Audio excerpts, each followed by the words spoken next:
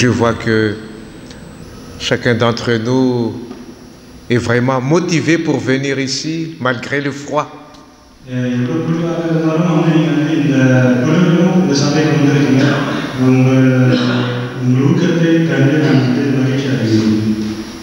Mais le ciel n'a pas froid. Dieu est avec nous. Ce matin, j'aimerais intituler mon propos « Avez-vous une carte d'identité spirituelle ?» Évidemment, vous avez votre carte d'identité là avec vous.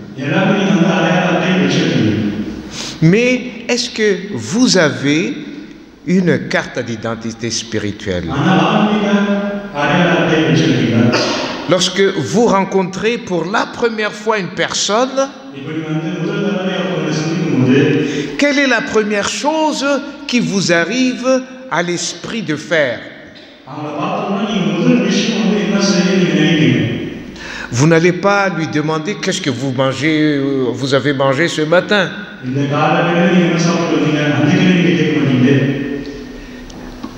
Vous allez lui demander tout simplement quel est votre nom. Et ensuite demander où la personne habite, son travail. Et tout cela se passe habituellement sur le plan humain. Mais sur le plan spirituel, qu'avons-nous à répondre si on nous demande de décliner notre identité spirituelle?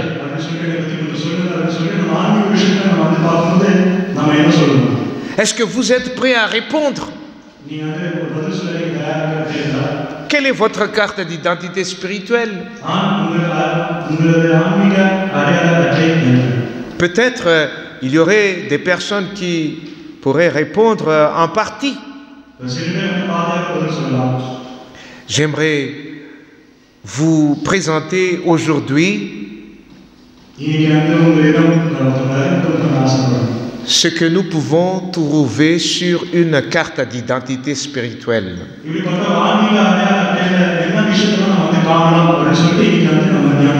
Nous avons au moins 5 éléments qui frappent aux yeux.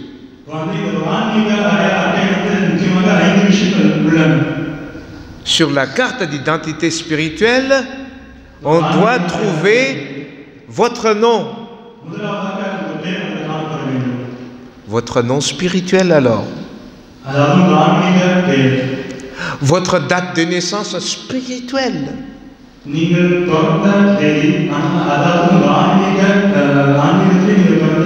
Vos parents spirituels. Votre profession spirituelle. Votre domicile spirituel. Alors, parlons du nom spirituel. Dans le domaine spirituel, vous aurez un nom nouveau. Lorsque vous acceptez Jésus d'être votre sauveur, vous allez avoir un nouveau nom, c'est promis.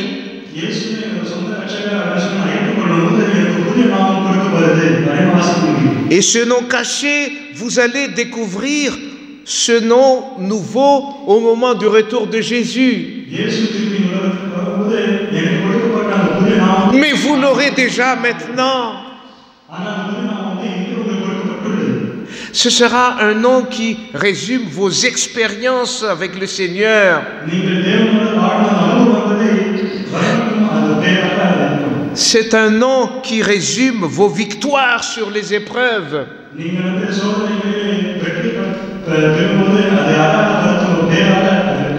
Ce sera un nom qui résume votre victoire sur les péchés.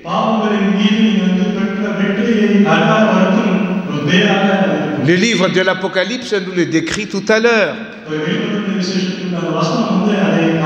Apocalypse 2, les versets 17. Apocalypse 2, le verset 17.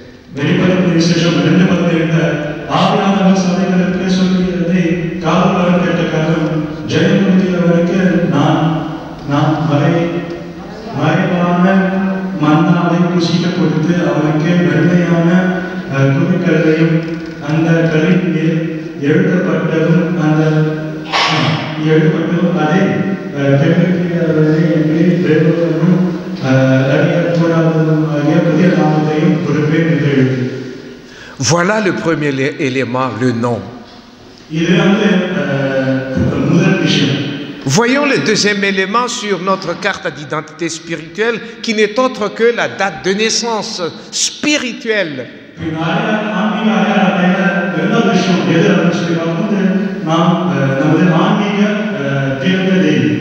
Ce n'est plus un secret pour vous. Car la date de votre naissance spirituelle, c'est votre date du baptême.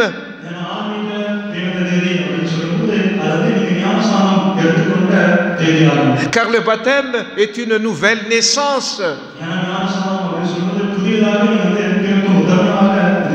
Jean 3, le verset 5. Et je suis très content ici de rappeler que nous avons vécu un moment formidable il y a 2 semaines de cela.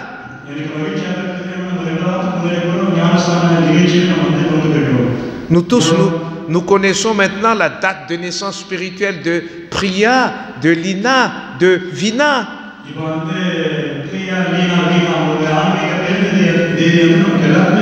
Jean 3, le verset 5.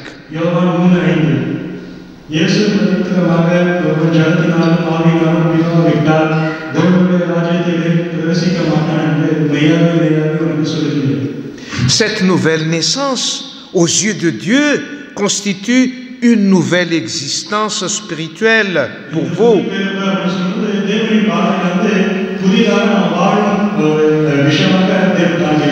Et ce n'est pas par hasard si la parole de Dieu nous dit dans 2 Corinthiens 5, le verset 17. Lisons ensemble. 2 Corinthiens 5, 17. Si quelqu'un est en Christ, il est une nouvelle créature.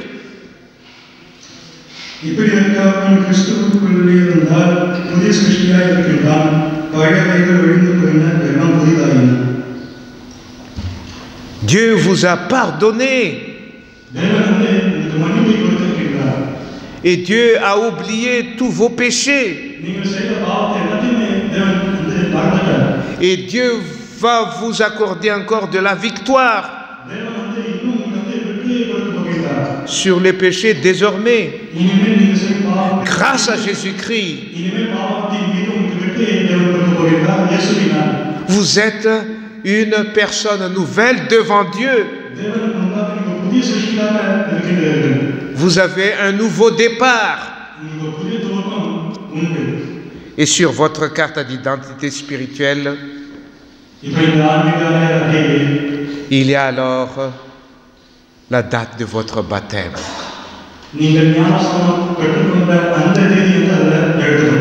Dieu est magnifique. Il a tout prévu.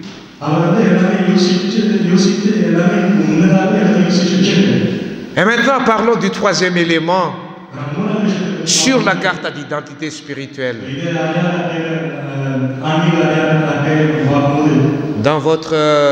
Sur votre carte d'identité physique, il y a le nom de votre parent, peut-être de vos parents, etc. Mais pour la carte d'identité spirituelle, ceux qui sont baptisés ont désormais des parents spirituels appelés au moment du baptême.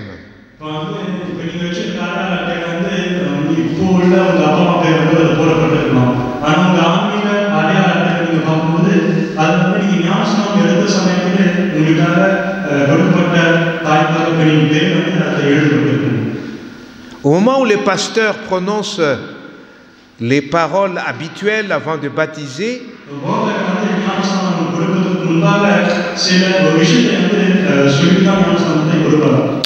Frère Daniel va m'aider parce que voici ce que le pasteur dit toujours au moment du baptême.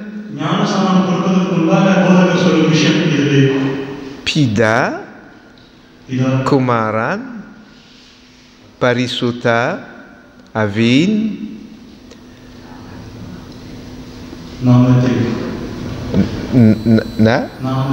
Nahamati, Kodikuren, Nanasnam, Kodikuren. Oh, excusez-moi, peut-être pour moi. Mais ce sont les noms de vos parents spirituels. Sur une carte d'identité spirituelle, alors, vous avez comme parents les 3 personnes de la divinité.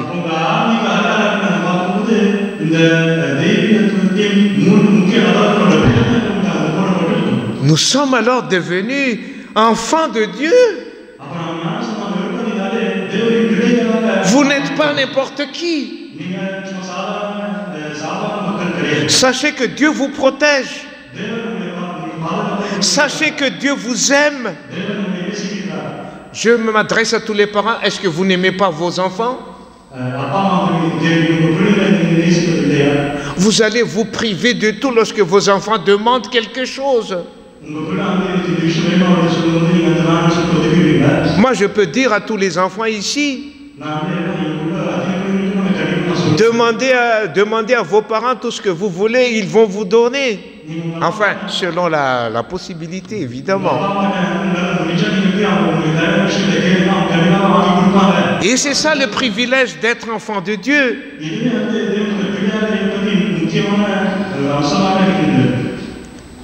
Eh bien, l'apôtre Paul nous dit, en insistant là-dessus, que tous ceux qui viennent d'être baptisés, ils sont appelés alors enfants de Dieu sur la carte d'identité spirituelle.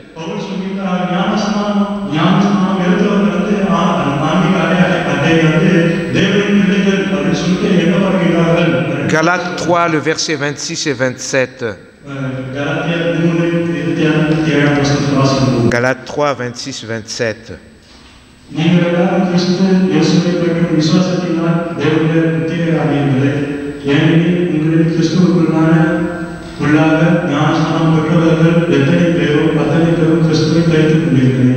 Tous ceux qui ont été baptisés en Jésus seront appelés fils de Dieu ou filles de Dieu éventuellement.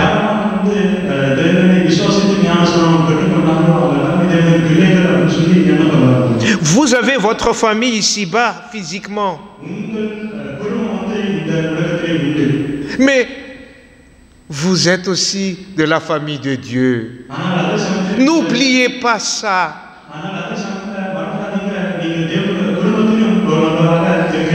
Dans tout ce que vous faites, n'oubliez pas que vous faites partie de la famille de Dieu.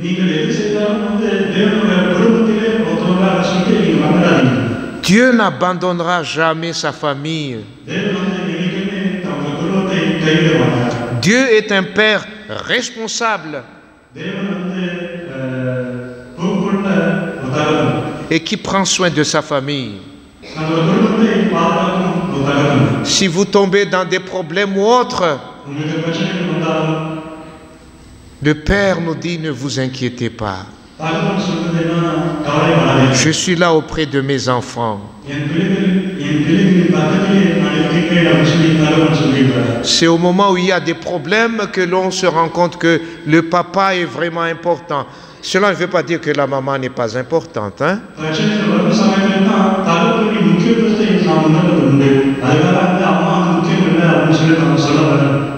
C'est magnifique, n'est-ce pas, de faire partie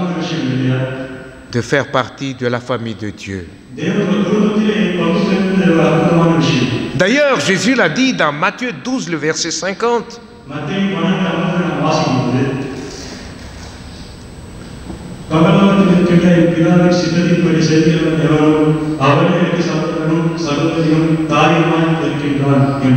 Ah, j'entends ici sa gauderie, ça gaudera de Jésus. Ça veut dire que nous sommes vraiment très aimés par Dieu avec Jésus.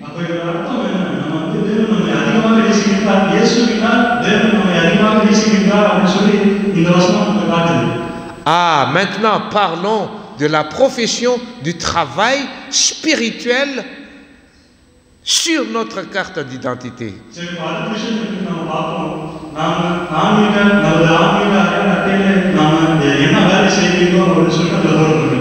Je sais le nom sur la carte d'identité de frère Thibault. Sa date de naissance, je ne connais pas, mais la date de... Et puis, sa profession, je sais que c'est un ingénieur. Je sais ses parents aussi. Enfin, quand il m'a dit à propos de ses parents. Mais quelle est la profession spirituelle de chacun d'entre nous lorsque nous sommes baptisés, lorsque nous avons le nom de Dieu, lorsque nous faisons partie de la famille de Dieu? Est-ce que nous avons un travail?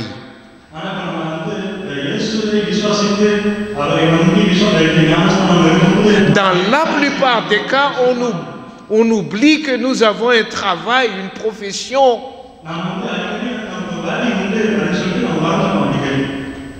Dans 1 Pierre 2, le verset 9, on nous indique quelle est notre profession. 1 Pierre 2, le verset 9.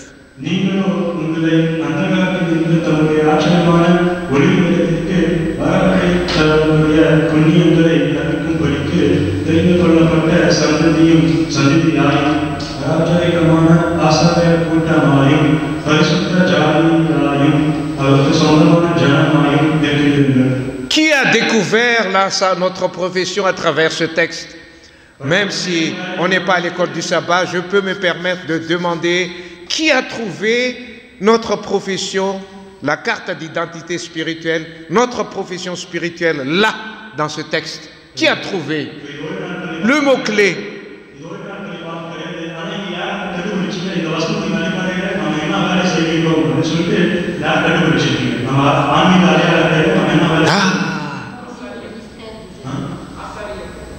Oui, mystère.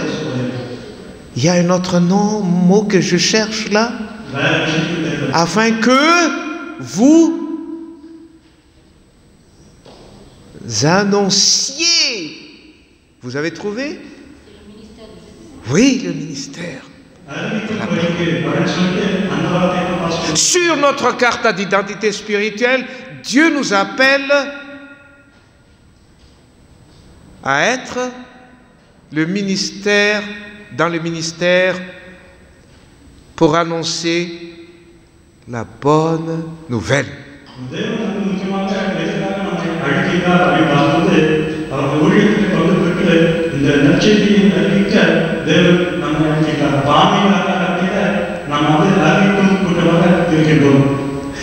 Sur notre carte d'identité spirituelle, il devait y avoir alors annonceur de la bonne nouvelle par notre témoignage, par notre vie auprès de ceux qui nous entourent.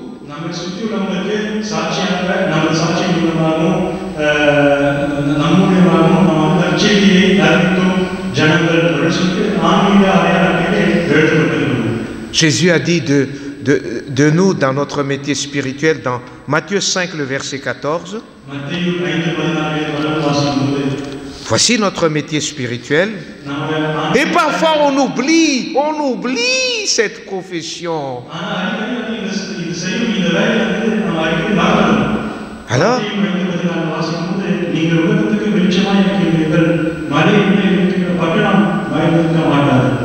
cela veut dire partageons avec amour ce que nous avons reçu de Jésus.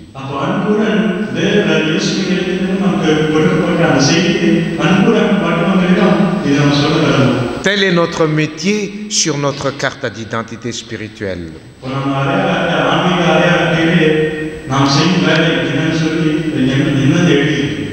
Parfois nous oublions cette carte d'identité, cet élément-là dans notre expérience.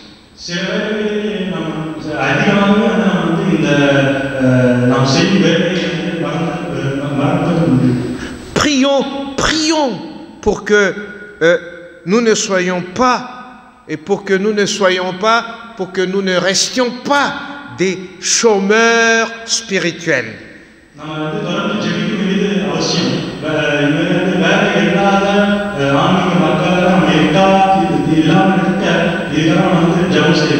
À partir du moment où nous cessons d'être témoins fidèles de la parole de Dieu, de la bonne nouvelle.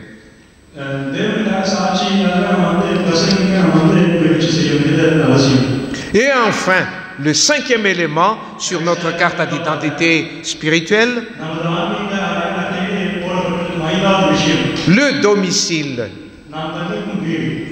Chacun de nous ici a sur sa carte d'identité domicile à Savigny, etc., etc.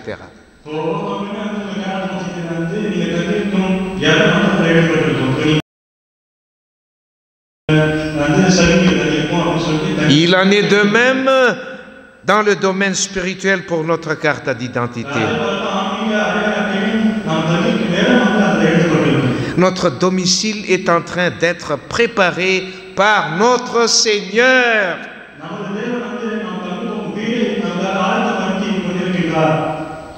Jean 14, le verset 1 à 3.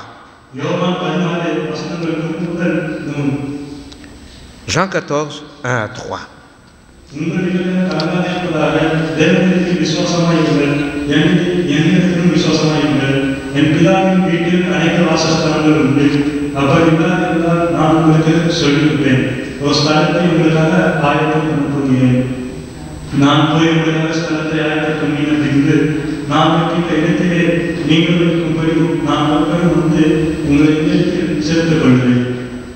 Tout ce que Dieu prépare pour nous, c'est pour durer éternellement.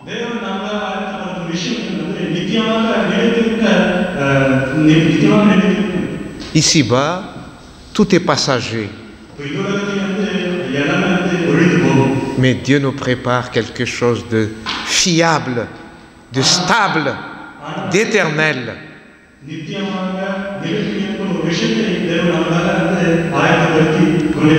Et Paul, l'apôtre Paul, fait allusion à son épître concernant ce domicile spirituel.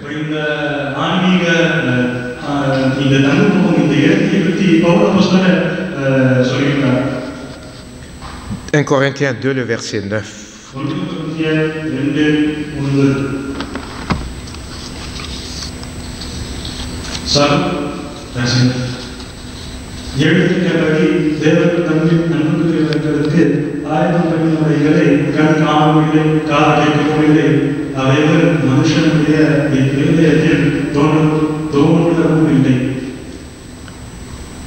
Dieu prépare quelque chose de merveilleux pour chacun de nous.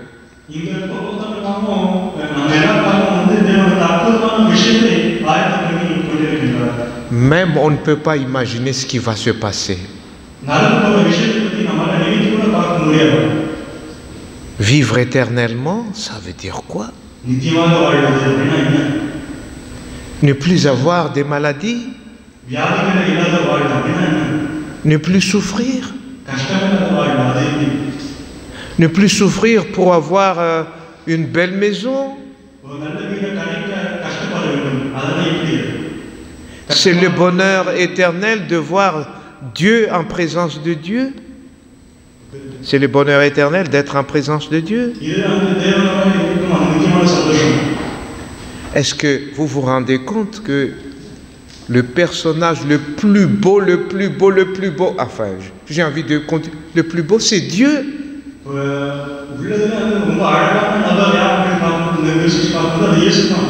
Vous vous rendez compte lorsque nous serons devant Dieu, nous sommes dans l'admiration, on n'a pas envie de quitter Dieu parce que tellement il est trop beau, plein d'amour.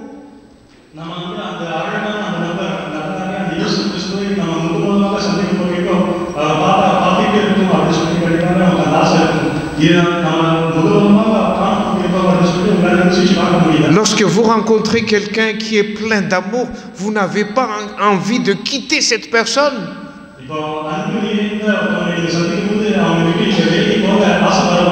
Mais l'apôtre Paul nous dit que ce sera encore des choses qui dépassent notre imagination.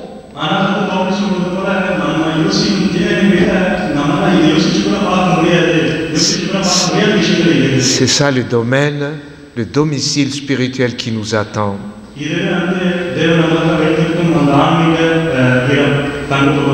Oui, mes frères et sœurs, chers amis, c'est merveilleux d'avoir cette carte d'identité spirituelle. J'aimerais poser deux questions. L'avez-vous sur vous, cette carte d'identité spirituelle?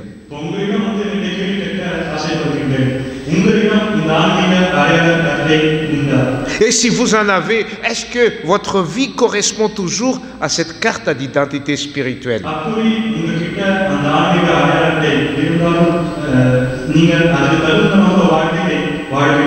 Et je souhaite que Dieu vous accompagne dans la préservation de cette carte d'identité spirituelle en vous.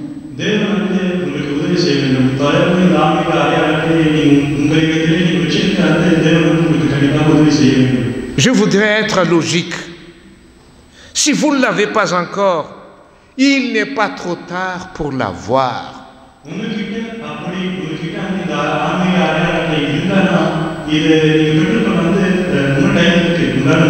Il suffit de faire le premier pas et d'accorder votre attention à Jésus.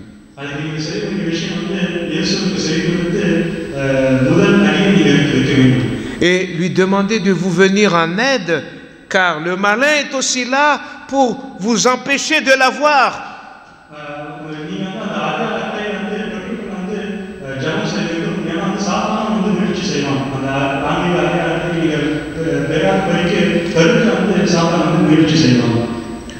Je prie le Seigneur pour que le projet de Dieu pour chacun de nous, pour avoir cette carte d'identité spirituelle, se réalise aussi dans vos vies.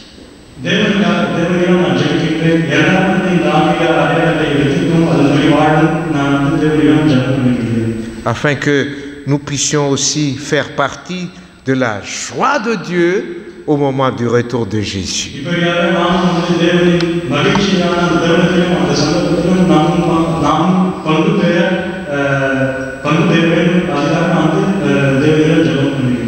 Amen.